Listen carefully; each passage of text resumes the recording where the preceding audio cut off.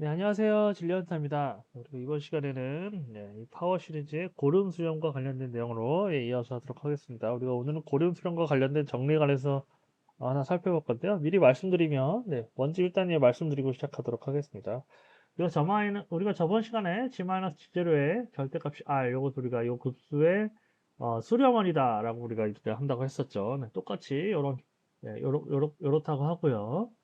그렇다고 했을 경우에 그럼 그 수렴원의 안쪽 점 어떤 G1이 있다고 우리가 한번 생각을 해보면 돼요. 그림을 참고하시면 되겠는데, 이 G1 이 점선으로 된 이 대시드 라인이 이제 수렴원이 되겠고요. 이 G1이 어떤 수렴원의 안쪽 점이 되겠습니다. 그리고 이 R1이라는 것이 G1-G0의 절대값이다라고 하겠습니다.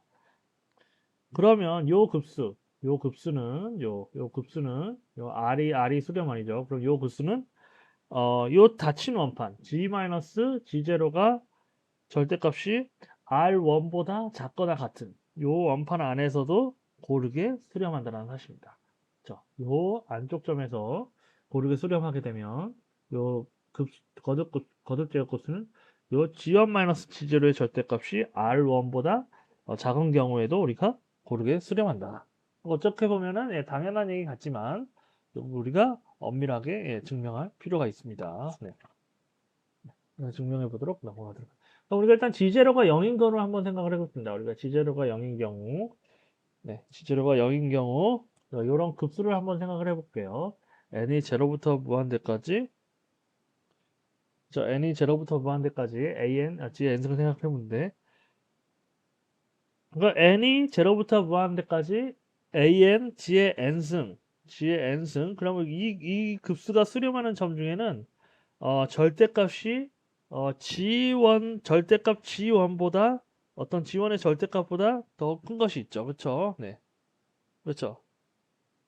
어떤 G1이 수렴원의 안쪽점이라고 하면 G1이 수렴원의 안쪽점이라고 하면 요것이 이제 당연히 수렴을 하겠죠. 그렇죠? 네. 그렇죠.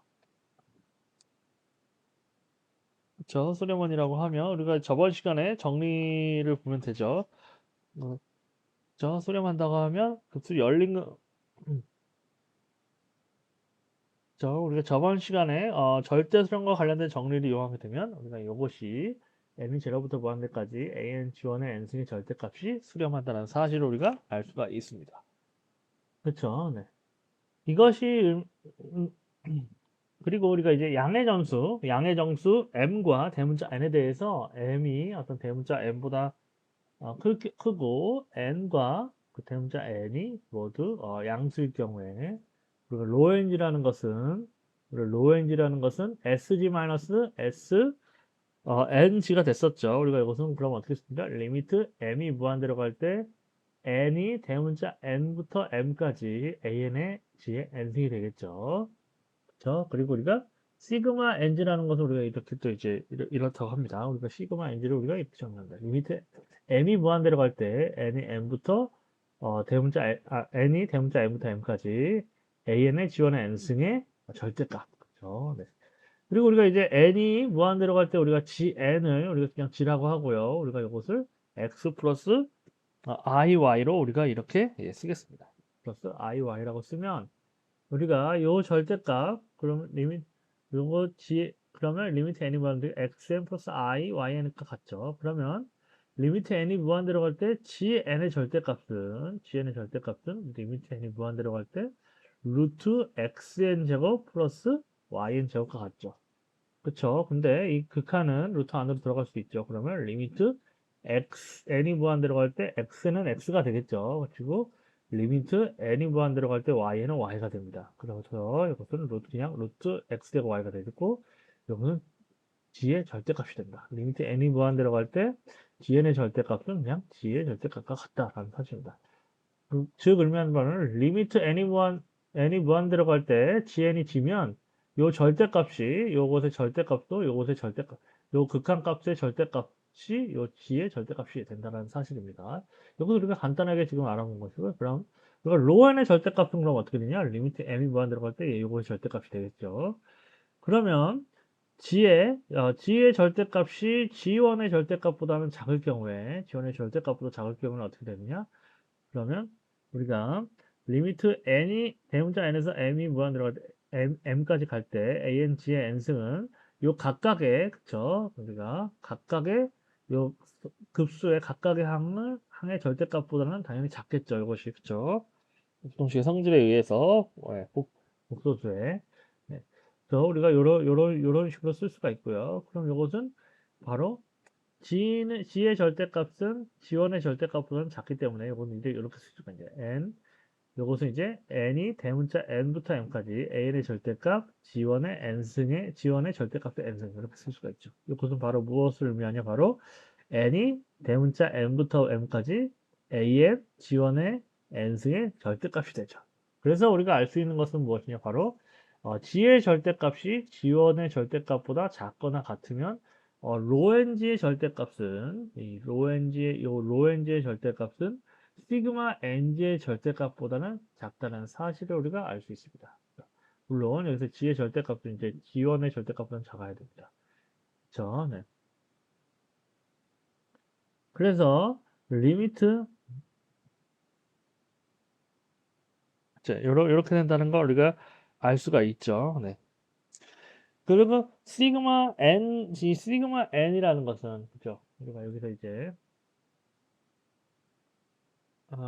이렇게 된다는 걸 알 수가 있고요. 그러면 우리가 어, 대문자 n이 한없이 커질 때, 시그마 ng는 0이 된다는 사실을 우리가 알 수가 있습니다. 그죠? n이 한없이 커질 때, 이것은 이제 왜냐면은 요거 시그마 ng라는 것은 그쵸. 보시게 되면 여기서 이제 n이 무한대로 갈 경우에 그쵸? 급수의 나머지이기 때문에 요 대문자 n이 한없이 커지게 되면 결국에는 요것은 0으로 수렴한다는 사실을 요거로부터 알 수가 있죠. 그쵸? 그쵸? 요것이 그럼 의미하는 바는 무엇이냐? n 입실론보다 대문자 n 입실론보다 크면 시그마 ng라는 것은 어떤 임의의 양수, 그죠? 임의의 양의 실수, 입실론보다는 작게 된다는 사실이 되는 거죠. 그럼 이것이 의미하는 것은 무엇이냐? 입실론은, 그죠? 이것이 의미하는 바는 무엇이냐? 그러면 n이 제로부터 무한대까지 ang의 n승은 바로 입실론에만 의존하는 이제 G값은 상관없고, 그죠? 예, 이렇게 되는 거죠. 예. 무슨 이렇게 되고, 무슨 이렇게 되고, 그럼 요것이 바로 고름 수렴을 하게 된다. 시그마 n이 바로 입실론보다 작기 때문에 요것이 바로 요 급수가 바로 g의 절대값이 g1의 절대값보다 작거나 같을 경우에는 요 급수가 바로 고름 수렴을 한다라는 사실입니다. 즉, G의 절대값이 R1보다 작을 경우를 의미하죠. 그러니까 여기서 이제 W라는 것을 이게 G제로가 0일 경우만 지금 우리가 살펴봤죠. 그럼 G제로가 0이 아닐 경우를 우리가 한번 살펴보도록 할게요. 그때 우리가 G제로가 0이 아니고 W 우리가 G-G제로라고 하겠습니다. 그럼 ANW의 n승을 n이 제로부터 무한대까지 썸한 것은 이렇게 쓸 수 있겠죠. n이 제로부터 무한대까지 an 곱하기 G-G제로 n승이 되죠. 요것도 당연히 고른 수렴을 하겠어. 그 대신 요거는 G-G제로의 절대값이 G1-G제로의 절대값보다는 작거나 같아야겠죠. 근데 G1-G제로의 절대값은 바로 R1이 되겠죠. 네. 그래서 범위만 바뀌면 된다. 네. 이거 G-G제로가 G1-G제로보다는 작기만 하면 되는 거죠. 그렇죠? 네. 이렇게 해서 우리가 어떤 거듭제곱값의 수렴원을 우리가 G-G제로의 절대값을 R이라고 했을 때 그러면 그 수렴원의 안쪽 점 G1에 대해서 R1을 우리가 G1-G제로의 절대값이라고 할 때 이 급수 n이 무한대로 갈 때 n이 제로부터 무한대까지 an G-G제로의 n승을 썸한 것은 요것은 G-G제로가 R1보다 작거나 같은 영역에서 고르게 수렴한다 라는 사실을 우리가 증명을 했습니다. 네. 네, 오늘은 이렇게 해서 우리가 거듭 제곱 구수와 관련된 내용으로 거듭 제곱의 고른 수렴과 관련된 정리를 우리가 살펴보았습니다. 다음 시간부터는 이제 거듭 제곱 구수의 합이나 이제 미분, 적분 그런 것에 우리가 이제 그런 것 관련된 우리가 정리를 우리가 또 살펴보도록 하겠습니다. 네, 오늘은 여기까지 하도록 하겠습니다. 오늘은 여기까지 하도록 하겠고요. 예, 지금까지 들어주셔서 감사합니다. 다음 시간에 뵙겠습니다.